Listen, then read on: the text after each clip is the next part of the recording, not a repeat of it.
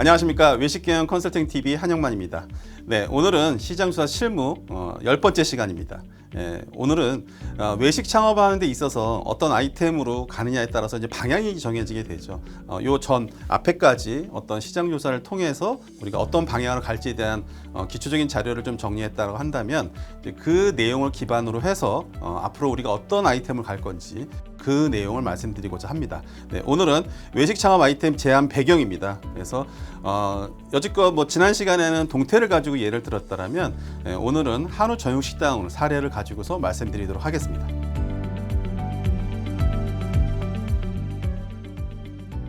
네, 이런 아이템을 우리가 어떤 제안을 최종적으로 시장 조사를 통해서 아이템을 제안하게 됩니다.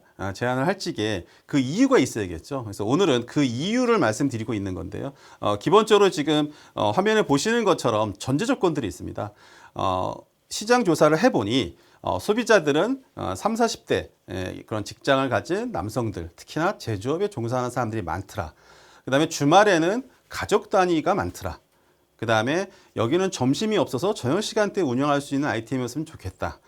저녁 시간만 운영하다 보니 아무래도 테이블 객단가가 좀 높았으면 좋겠다.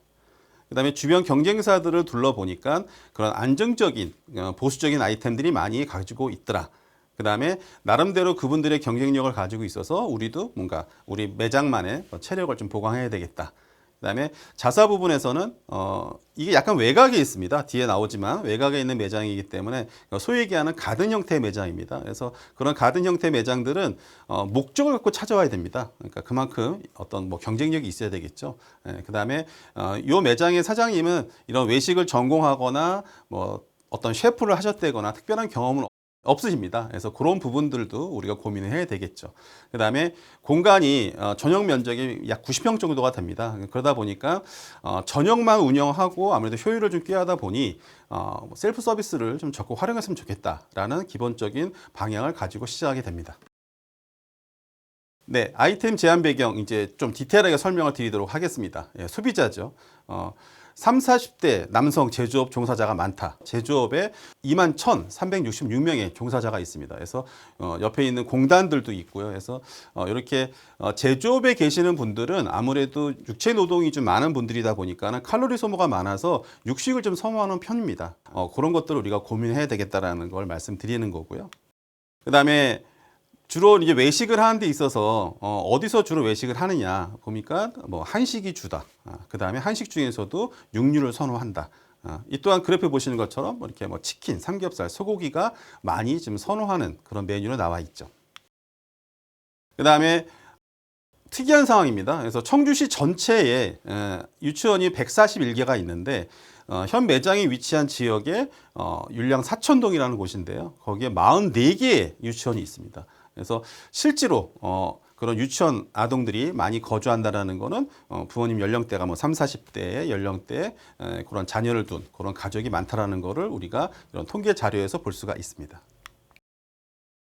그 다음에 지금 지도상에 보시는 것처럼 저렇게 A라고 표시된 지역의 매장인데요. 실제로 주택가에서 도보로 13분, 17분 접근이 어렵습니다. 보통 우리가 일상적으로 도보로 갈 수 있는 최대한 거리는 500m입니다. 500m가 넘으면 거의 차량으로 이동한다고 봐야 되거든요. 그래서 실제로 도보로 접근은 어려운 것 같고 이제 차량으로 들어와야 된다는 거고 지금 보시는 것처럼 충북도로관리사업소 65명, 충북 지방경찰청에 533명, 그다음에 중부자동차 매매단지에 45명 이렇게 있는데요. 실제로 점심이 없는 상권입니다. 그래서 서두에 말씀드린 것처럼 점심은 포기를 하고 저녁에만 운영할 수 있는 아이템이었으면 좋겠다라는 고민을 하게 됩니다. 경쟁사입니다. 주변에 우리 상권의 주변에 장사가 잘 되는 매장들을 쭉 다 가봤죠. 왼쪽에 보시는 것처럼 하루방, 88생고기, 제들 몬트락, 부자곡, 풍찬장어, 해담 이런 식으로 쭉 나열이 되어 있는데요. 실제로 저런 데는 다 가서 다 먹어봐야겠죠. 그 특징적인 거는 이런 상권 내에서 번성 음식점은 역시나 주변에 아까 공단이 많고 제조업에 종사하는 그런 3, 40대의 가장에 있는 그런 상권이다 보니까는 그런 전통적으로 보수적으로 유행을 많이 타지 않는 그런 아이템들. 그래서 삼겹살, 곱창, 막창, 또 백반, 또 장어, 해물 요리 등이 있습니다. 그래서 대체적으로 이런 아이템들이 많은 곳이고 역시나 30대에서 50대까지 주로 이용하는 그런 상권으로 보여집니다. 네, 자사 부분에서 이제 그 현재 매장, 현재 운영하고 있는 거는 장보고 구워 먹자라는 매장이었었고요. 상호가. 현재는 이제 다른 브랜드로 바뀌었죠. 그래서 기본적인 어떤 현재 컨디션 봤을 때 사장님께서 그런 조리 경험이 많지가 않다. 그 다음에 임대료가 높고 매장이 넓다. 한 90평 정도 된다 그랬죠. 그 다음에 초기에 한 3억 이상의 투자 비용이 많이 들어갔습니다. 그래서 최대한 기존의 시설을 좀 활용했으면 좋겠다. 이것들이 저희들이 고민 사항이죠. 그래서 전체적으로 이제 소비자 경쟁사 자사에 대해서 좀 다시 한번 요약을 하자라면 청주시 내에 있는 30, 40대 제조업 종사자가 있고 남성이 대부분으로 그런 고칼로리의 음식을 필요로 하고 있고 10대 미만의 자녀를 가지고 있다. 그 다음에 저녁에만 운영하고 있고 저녁에만 운영해서 하루 매출을 충당할 수 있어야 하니 그만큼 객단가가 담보돼야 된다는 거죠. 그 다음에 경쟁자들 보다 보니까 이 지역에서는 그런 스태미너 음식에 준하는 그런 메뉴들이 많이 잘 되고 있었고 그 다음에 보수적인 아이템, 뭐 삼겹살, 곱창 이런 것들이 잘 되고 있다라는 것을 말씀드렸습니다. 그다음에 자사 부분은 어떤 외식 경험이 많지가 않고, 그다음에 높은 임대료, 그다음에 인원을 많이 쓸 수 없겠죠. 이제는 뭐 인건비가 워낙 많이 높아지고 있다 보니까요. 그래서 그런 부분들을 활용을 해서 가능하면 셀프였으면 좋겠다. 그다음에 초기 투자된 비용이 많으니 현재 시설들을 최대한 활용을 해야 되겠다. 지금 요약해 드린 것처럼 이 매장에 대해서 전체적으로 우리가 현재 컨디션에 대해서 알아봤습니다. 자, 그러면 이제 이 내용을 가지고서 그럼 어떤 아이템을 가야 할지 이제 방향을 잡게 되겠죠. 네, 이런 교회형 외식업 중에서도 대표적으로 뭐 두부 전문점, 한우 전문점, 오리 전문점, 샤브샤브 전문점 이렇게 네 가지를 좀 저희가 좀 방향성을 잡아봤습니다. 그러면 이 메뉴들이 어떤 특징을 갖고 있느냐? 그 다음에 현재 우리 매장과 부합하느냐 이 부분을 한번 체크한 페이지거든요.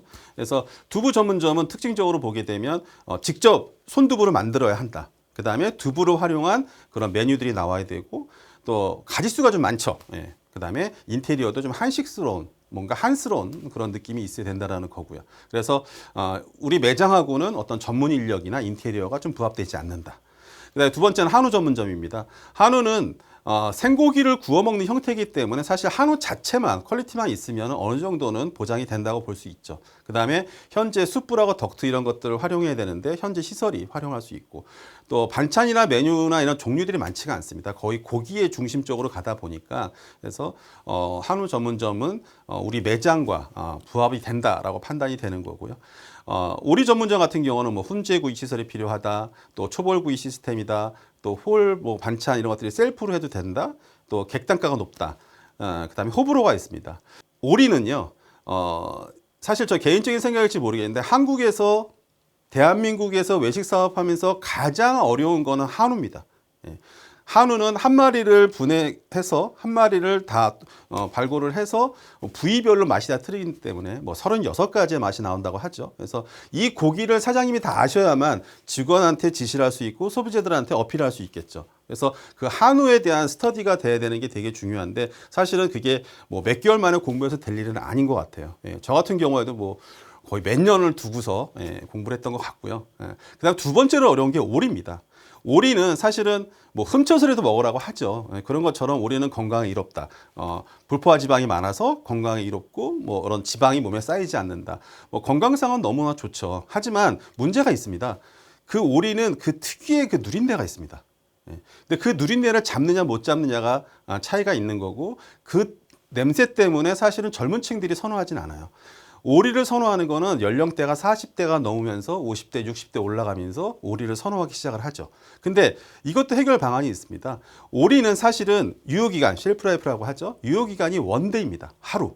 그러니까 아침에 잡아서 도합을 해서 오리니까 도합이라고 하죠. 도합을 해서 그날 소진하면 문제가 없습니다. 그럼 냄새가 전혀 나지 않아요. 근데 이게 보통 이틀, 3일 넘어가면 냄새 나기 시작하는 거죠. 그래서 이런 거를 이런 유통 프로세스나 이 본질이 갖고 있는, 오리가 갖고 있는 특성들을 잘 인지하고 나서 하면은 좋을 것 같다는 생각이 들고요. 그래서 오리는 두 번째로 어려운 아이템인 것 같아요. 그리고 지금 우리 상권, 3, 40대가 아이를 둔 그런 상권하고 그다음에 뭐 시설적인 부분, 뭐 비용적인 부분 여러 가지로 컨디션에 부합되지가 않는다. 그다음에 마지막으로 샤브샤브 전문점. 네, 샤브샤브 어떻습니까? 지금 뭐 이 시청하고 계시는 분들께서도 남성분들은 어떠세요? 샤브샤브 선호하십니까? 네, 저는 싫어합니다. 네, 저는 싫어하는 게 뭐 먹는 건 좋아하는데 일단 계속 움직여야 돼요. 뭘 자꾸 해야 돼요. 예? 처음에 뭐 야채 넣고 고기 넣고 또 걸러내서 칼국수 끓여야 되고 또 죽 해야 되고 예, 일이 되게 많죠. 근데 여성분들은 그 자체를 하나의 재미를 느끼기 때문에 여성분들은 되게 선호합니다. 그래서 샤브샤브는 어떻게 보면은 여성분들의 뭐 전문 메뉴라고 볼 수가 있죠. 그러다 보니까 지금 우리가 앞에서 말씀드린 것처럼 이 상권에서는 남성들이 주도하는 30, 40대 남성들이 주도하는 제조업에 있는 그런 상권이다 보니까 아무래도 샤브샤브는 메뉴가 부합하지 않은 거죠. 또한 객단가가 낮습니다. 소비자 입장에서는 뭐 샤브샤브 먹고 칼국수 먹고 죽 먹고 너무나 좋죠. 가성비도 좋고. 하지만 사실은 객단가가 낮습니다. 또한 문제가 있죠. 샤브샤브는 술이 따라가질 않습니다. 뭐 이렇게 소주 가글병을 한대거나 불가능하죠. 그래서 저희들은 주변의 모든 정황을 봤을 적에 한우 전문점이 타당하다라고 판단을 하기 시작을 합니다.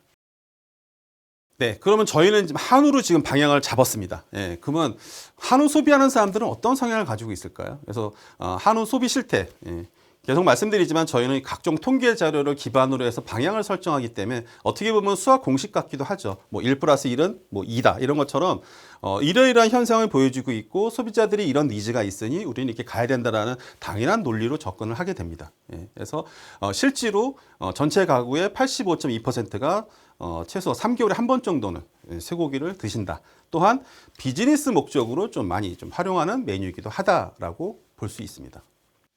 네, 그런 육류 방문 시 누구랑 같이 가느냐.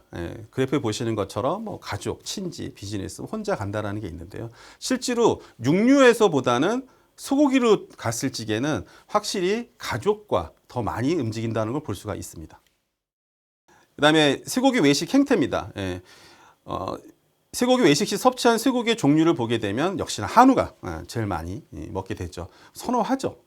그 다음에 가구에서 소비할 적에도 역시 한우를 선호합니다. 누구나 선호하죠. 하지만 이용 못하는 이유가 있죠. 가격이 비싸서.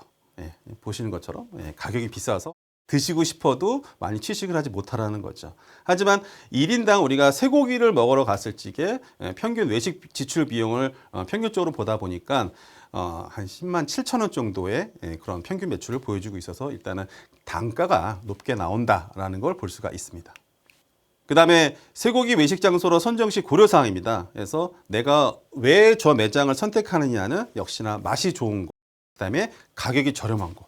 그냥 이렇게 두 가지 그냥 카테고리로 그냥 구분이 됩니다.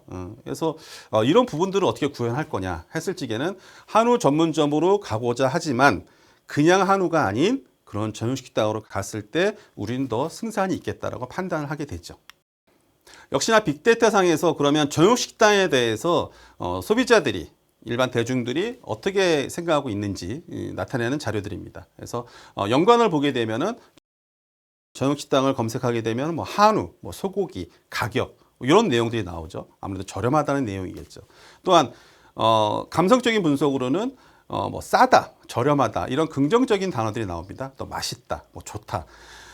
저희가 다음 시간에 이제 또 저희가 이제 뭐 마케팅에 대해서도 언급을 하겠지만 실제로 이런 연관 검색어라든가 그다음 감성 분석 같은 걸 했을 적에 여기에 나오는 단어들이 있습니다. 이런 것들이 이제 우리가 인스타그램에서 그런 해시태그를 적어서 뭐 맛있다, 샵, 뭐 샵 좋다, 뭐 샵 맛있는, 샵 좋은 이런 식으로 해서 온라인 마케팅 할 적에도 적극적으로 활용하면 좋기 때문에 이런 빅데이터들은 실제로 한번 검색도 해보시고요. 이런 사이트에 들어가서 한번 보시면 좋을 것 같습니다. 지금 보시는 것처럼 밑에 뭐 소셜 매트릭스라는 데 가서 보시면 보실 수가 있습니다. 그 다음에 소비자 반응입니다. 소비자가 그러면 전용식당에 대해서는 어떻게 평가하고 있느냐 해서 막 리뷰들을 저희들이 좀 다 이렇게 좀 봤어요. 어떻게 재밌는 거는 전용식당 이꼬로 가성비더라고요. 그러니까 싸게 많이 먹을 수 있고 내가 만족도가 높다라는 건데 그래서 가성비라는 키워드는 우리가 어떤 앞으로 진행할 사업에 있어서도 좀 적극적으로 좀 활용을 하는 게 특히 온라인에서는 활용하는 게 좋다라는 생각이 듭니다. 네, 오늘은 외식 창업 아이템에 있어서 한우 정육점을 사례로 해서 말씀을 드렸습니다. 왜 우리가 이런 아이템을 제안을 했고 본 상권에서 이런 아이템이 왜 타당하다고 판단했는지에 대한 그런 근거 자료도 좀 나열해 드렸고요. 그래서 이런 부분들이 앞으로 사업하시는 분들이나 또 아니면 창업을 준비하시는 분들께서도 이런 것들을 좀 면밀히 잘 보시고 관찰하고 분석한 이후에 어떤 아이템을 정하는 게 되게 중요합니다. 내가 뭘 좋아하니까, 내가 한우를 좋아하니까, 아니면 내가 뭐 회를 좋아하니까, 그래서 그렇게 좀 맹목적인 접근보다는 실제로 그 상권과 정확하게 입지 분석을 해서 아이템을 정하는 게 좋을 거라 생각이 듭니다. 이런 내용들을 처음부터 끝까지 놓치지 마시고 잘 구독을 하셔가지고 사업에 도움이 많이 되었으면 합니다. 네, 고맙습니다.